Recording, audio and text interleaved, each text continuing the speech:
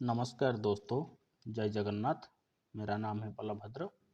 मैं आपको स्वागत करता हूं आपका यूट्यूब चैनल हिंदी स्टोरी में।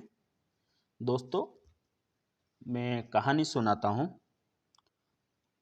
आज की जो कहानी है वो है प्रभु श्री जगन्नाथ मंदिर पुरी का बारे में। पुरी का जो जगन्नाथ मंदिर कैसे बने और जगन्नाथ का जो मूर्ति वो कैसे बना, पूरा का पूरा जानकारी देंगे इस कहानी का माध्यम से। बोले जय जगन्नाथ की जय। श्री जगन्नाथ टेम्पल पुरी, ये कहानी जगन्नाथ पुरी की अधूरी प्रतिमाओं की। चलिए कहानी शुरू करते हैं। श्री जगन्नाथ टेम्पल पुरी देश के पूर्वी छोर पर बंगाल की खाड़ी के किनारे बसा पुरी आस्था और पर्यटक का संगम है, जो ओडिशा की राजधानी भुवनेश्वर से 60 किमी की दूरी पर स्थित है। पुरी को देश के 4 धामों से एक धाम माना जाता है। स्थानीय मान्यता है कि कई वर्ष पूर्व नीलांचल पर्वत पर स्वयं भगवान नीलमाधव जगन्नाथ निवास करते थे।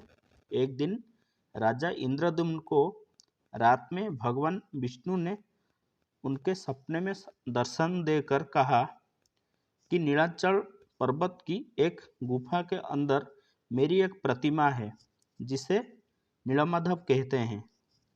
प्रभु बोले, तुम एक मंदिर बनवाओ और उसमें मेरी मूर्ति स्थापित कर दो। नीलांचल पर्वत पर सबर कबीला था, जिसका मुखिया विश्ववसु भगवान नीलमाधव का उपासक था और उसने मूर्ति को गुफा में छुपा कर रखा था। वह गुफा में उनकी पूजा करता था। राजा इंद्रद्युम्न ने अपने सेवक ब्राह्मण विद्यापति को मूर्ति लाने का कार्य सौंपा। विद्यापति ने मुखिया विश्ववसु की पुत्री से विवाह कर लिया। कुछ दिनों के बाद विद्यापति ने अपने ससुर विश्ववसु से भगवान नीलमाधव को दर्शन करने के लिए इच्छा व्यक्त की। पहले तो विश्ववसु ने मना कर दिया, परंतु बाद में बेटी की जिद के कारण हाँ कर दी। विश्ववसु विद्यापति की आंख पर पट्टी बांधकर भगवान नीलमाधव के दर्शन करने के लिए लेके गया। विद्यापति चतुराई करके जाते समय रास्ते में सरसों के दाने गिराता गया और बाद में सरसों के दाने के जरिए गुफा से मूर्ति चुराकर राजा को दे दी। विश्ववसु भगवान नीलमाधव की मूर्ति चोरी होने से बहुत दुखी हुआ। अपने भक्त को दुख को देकर भगवान भी दुखी हो गए और उसी गुफा में वापस लौट गए। जाते समय उन्होंने राजा इंद्रद्युम्न से वादा किया कि वह उनका एक विशाल मंदिर बनवा देगा, तो वो उनके पास जरूर लौट आएंगे। राजा इंद्रद्युम्न ने एक विशाल मंदिर का निर्माण करवाया और भगवान विष्णु से मंदिर में विराजमान होने के लिए प्रार्थना की। भगवान ने कहा कि द्वारिका से बड़ा टुकड़ा समुद्र में तैरकर पुरी तक आ जाएगा, उससे तुम मूर्ति बनवाओ। सेवकों ने टुकड़े को तो ढूंढ लिया, पर वो सब मिलकर उसे उठा नहीं पाए। तब राजा ने सबर कबीले के मुखिया नीलमाधव को अन्य भक्त विश्ववसु को उस भारी टुकड़े को लाने के लिए प्रार्थना की। सबको बहुत आश्चर्य हुआ जब विश्ववसु भारी भरकम लकड़ी को उठाकर मंदिर तक ले आए।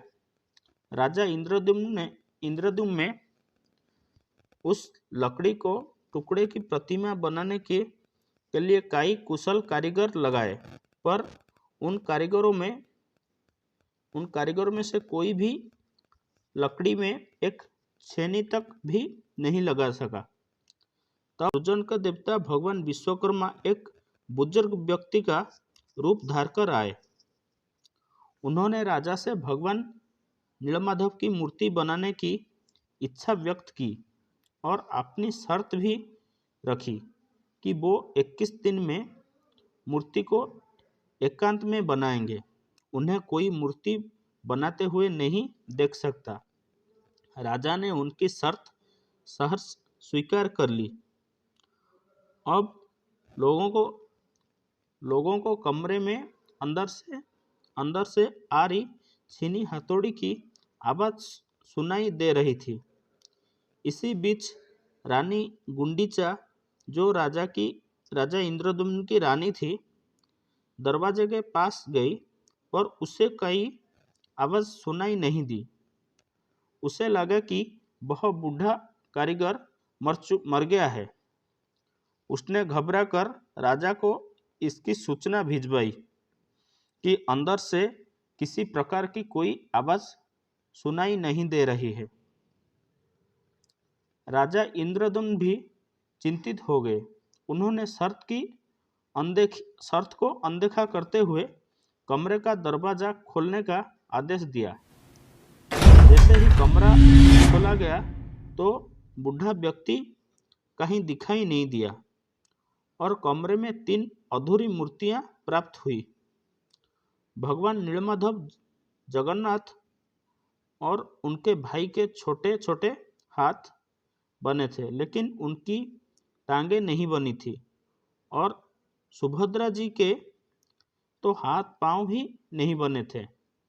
भगवान जगन्नाथ ने उन्हें स्वप्न में दर्शन देकर कहा कि वो अब से काष्ठ की मूर्ति में ही प्रकट होकर भक्तों को दर्शन दिया करेंगे।